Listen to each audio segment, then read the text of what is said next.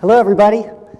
I'm Jimmy Fasig. I am the partner in Fasig Brooks Law Offices, and I've been asked to speak on the subject of the mentality of breaking through barriers. And when Ken asked me to speak on this subject, I got super excited because I am the master of creating barriers for myself, overcoming those barriers, and then bragging about it. So that's what I'm going to do today. So what I've got for you, though, are pearls of wisdom that I have gained through breaking through the barriers that were self-created.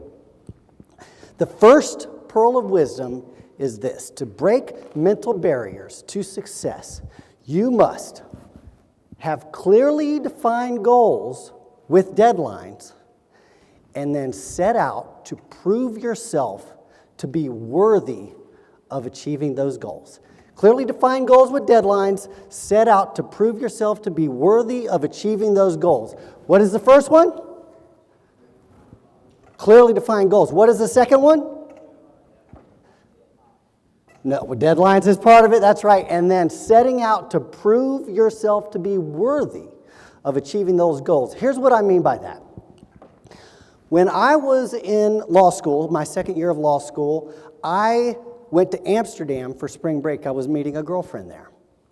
While I was there, I tried the drug ecstasy for the first time. This had a profound impact on me, and I ended up staying in Amsterdam for a week, high on ecstasy the whole time. And when I got back to the United States, I couldn't care less about law school. The last thing on my mind was being a lawyer. All I wanted to do was to chase the high that I got in Amsterdam by doing ecstasy for an entire week. And so fast forward a few months later, I am now a drug dealer, full-time. I'm trafficking cocaine. I'm getting kilos of cocaine in Miami, bringing them up to Tallahassee, breaking them down into ounces, selling them off. And I have put my dreams of law school behind me, and now I'm going to be a full-time drug dealer. So, of course, about a year later, I end up getting busted. And I'm arrested. I'm getting sentenced. I know I'm going to get sentenced to 5 years in prison, but fortunately, the judge was able to foresee that I still had something in me, and so he was kind enough to suspend my sentence until I was able to finish law school. And so when I got to prison, I got the 5-year sentence. I ended up doing 2.5 years, and I spent those 2.5 years thinking about my goals and making clearly defined goals, writing my goals down over and over. I must have read Think and Grow Rich, the book Think and Grow Rich, 100 times. Because there's nothing else to do while you're in prison. So I wrote my goals. Within 5 years of leaving prison, I was going to be a lawyer and be a partner in a law firm. By December 31st, 2005, I am a lawyer, I am a partner in a law firm. I said it in first person with a deadline. How many of y'all think that was a tall order? I'm a convicted felon now, right? I'm in prison now. 5 years, lawyer, partner of a law. Who thinks that's a tall order? Right? Everybody that I talked to about it thought that I was absolutely delusional. There's no possible way that it can happen. But in my mind, it had already happened, and so I set about doing what I had to do to prove myself to be worthy of achieving those goals. And so when I got out, I knew that I had to become a member of the bar. And that I had to prove to the Florida bar that I was worthy of being a member of the bar. So what did I do? I started gathering the evidence. And I got a job as a paralegal, and I worked myself way up to head paralegal. I called into a center every day, and if my number came up, I would do urinalysis tests to prove that I was clean and sober. I went to NA meetings and AA meetings, and I got a sponsor. And I documented every single meeting, and I had my sponsor sign off saying that I went to these meetings. I did community service. I was involved in charities. I cleaned up all my debt. I paid off all my debt. I had perfect credit. I bought 3 houses. I bought 3 houses. I stayed in the same law firm for 5 years, and I had the lawyers that I was working with write letters on my behalf and testify on my behalf. I hired a lawyer to help me get my civil rights restored. I hired another lawyer. To help me go in front of the bar. And by the time I got in front of the Florida Board of Bar Examiners, I had a full resume of everything that I had done to rehabilitate myself. And in September 5th, 2005, remember the deadline is December 31st, 2005, September 5th, 2005, I got a letter from the Florida Bar saying you've been unconditionally admitted to the Florida Bar.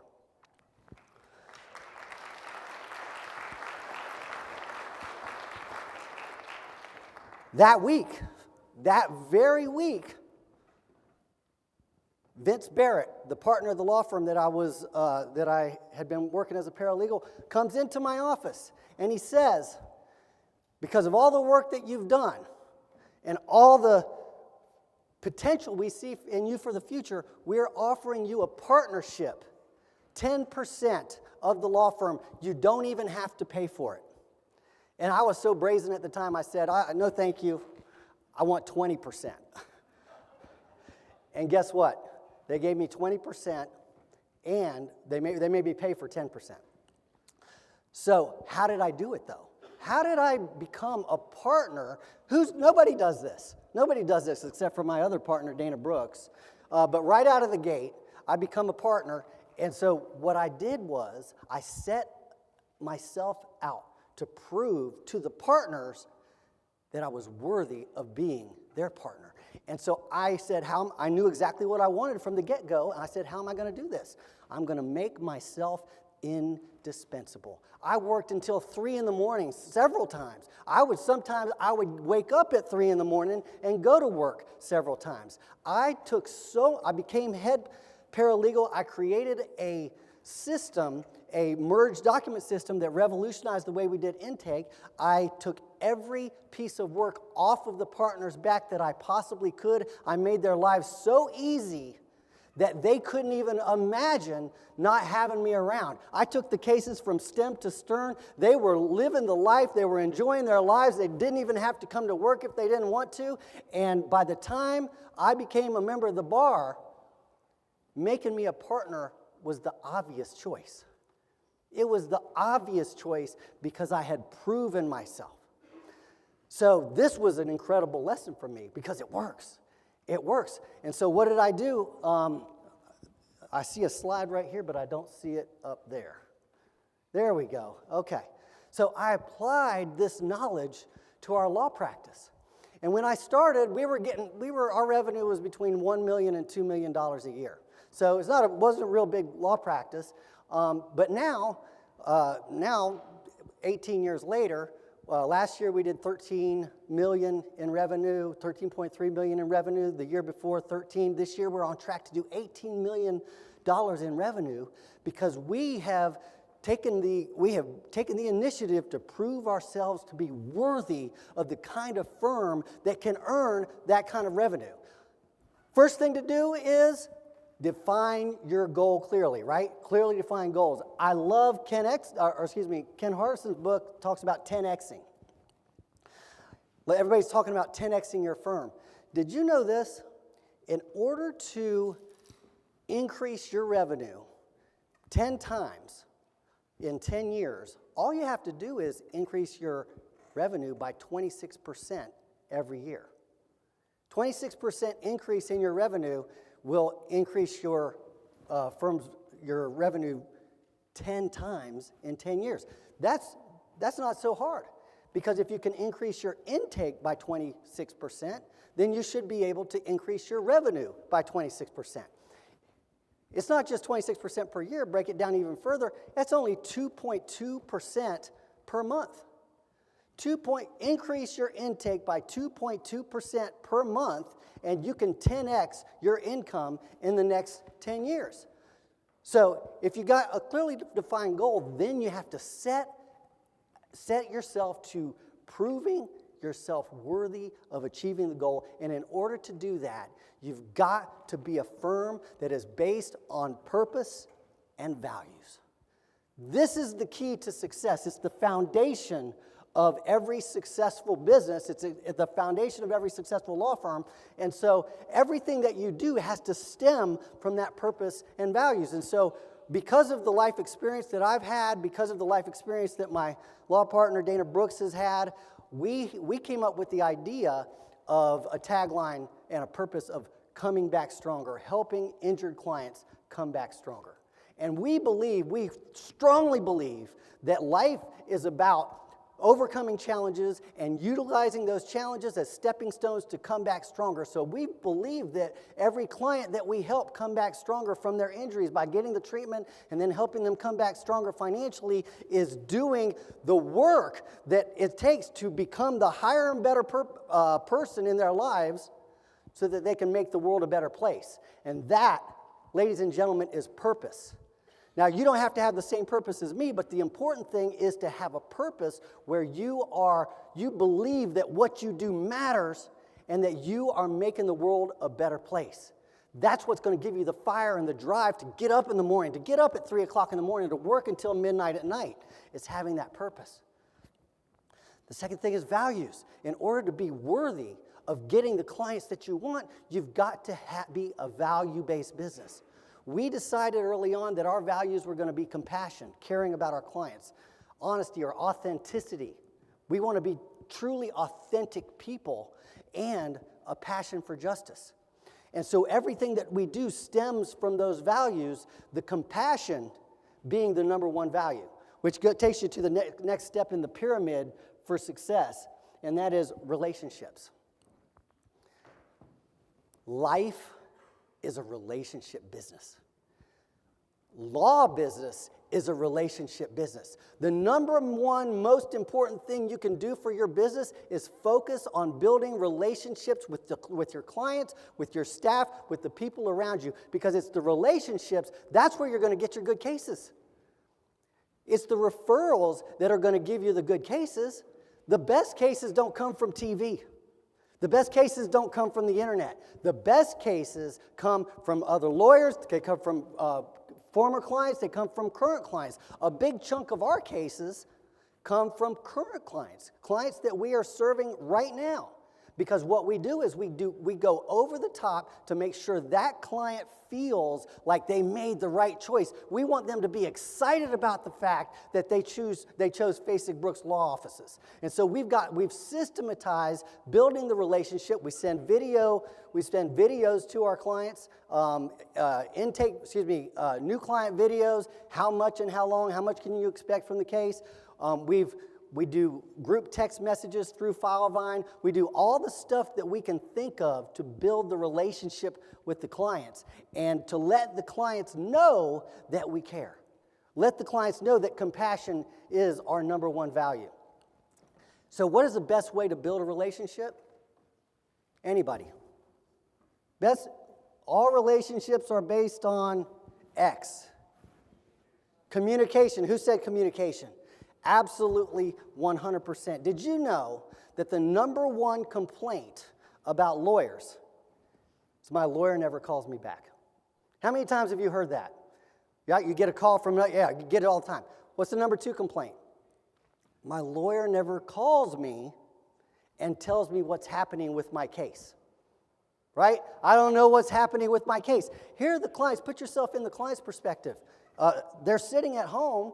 They've been in this crash. They're worried about medical bills racking up. They're worried about missing work and not getting compensated for that. They can't pay their electric bill, and they're going to all these doctor's appointments, but they don't even know for sure if they're going to get anything out of this case. They need some reassurance from you that you're working on the case. As from their perspective, you're just sitting on your hands. Even though there's a million things going on behind the scenes, they don't know that. How many times have you got called about, my lawyer, I had a lawyer for the last 2 years. Yeah, I'm in depositions, but my lawyer hasn't done anything on my case.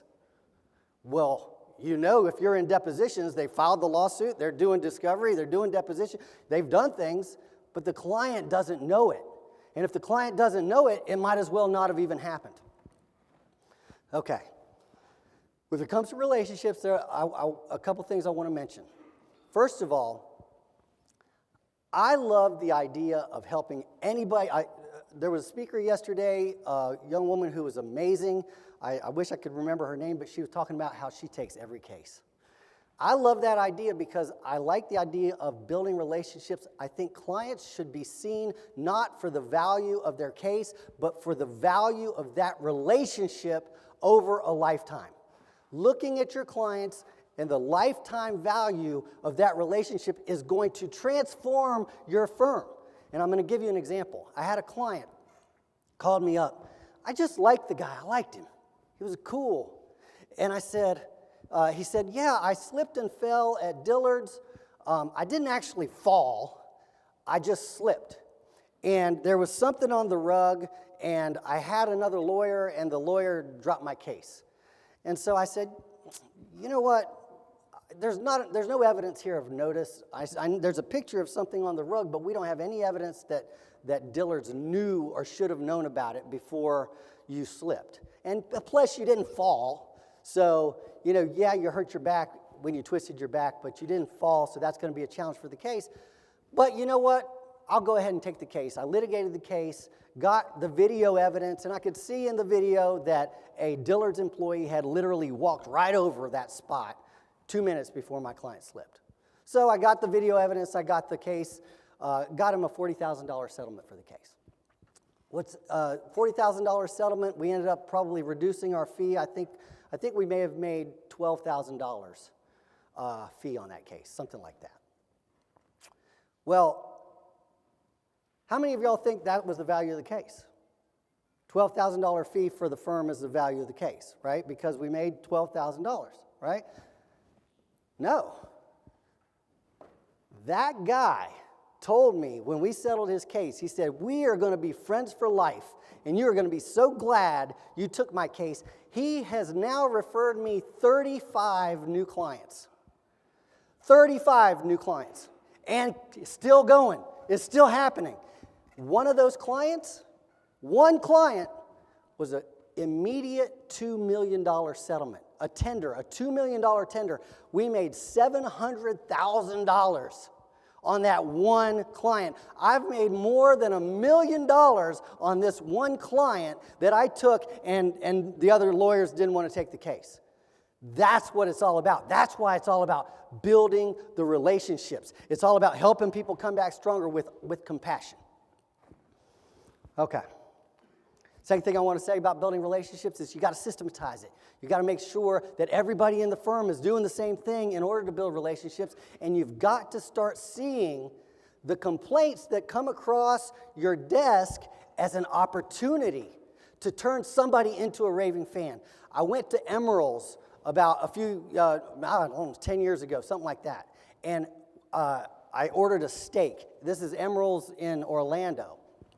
I order a steak, and as soon as I bit into the steak, it was terrible. So I pushed the plate away. As soon as I pushed that plate away, the waiter swarms, the manager, the bartender, they come up to me, sir, is everything okay? Well, I saw you push your plate away. They sweep the plate away from in front of me. We're going to get you something that you love. And the next thing you know, out comes something very, very fast. And then they said, we're also going to pay for your next drink. The next drink is on us. They were so responsive to my complaint. And I was so impressed. And by the way, the next dish that they gave me was fantastic. That they had proven to themselves that they were worthy. They had proven to me that they were worthy of me giving them accolades. And because of that, I go to Emerald's every chance I get. You know where I had dinner last night? Guess. Take a guess. Emerald's. That's right. And I bring up big groups of people, and I tell this story. And do you realize how many people probably have gone to Emerald's because they've heard this story? That is the power of building the relationships. That's the power. All right, but the next thing is, though, with regards to branding. The next step is you can be the best lawyer and be the best, you can get all the great verdicts and everything, but if people don't know about it, then it doesn't even matter. Then you're not going to get the cases. But the key is what are you trying to do? You're trying to prove yourselves worthy of getting the cases that you really want to get. You want to prove yourself worthy of getting that referral. Prove yourself worthy of getting that 5-star review. Prove yourself worthy of getting that big trucking case. In order to prove it, you've got to put it out there. Who are you proving it to? You're proving it to yourself, and who else? Who are you proving it to? Somebody answer.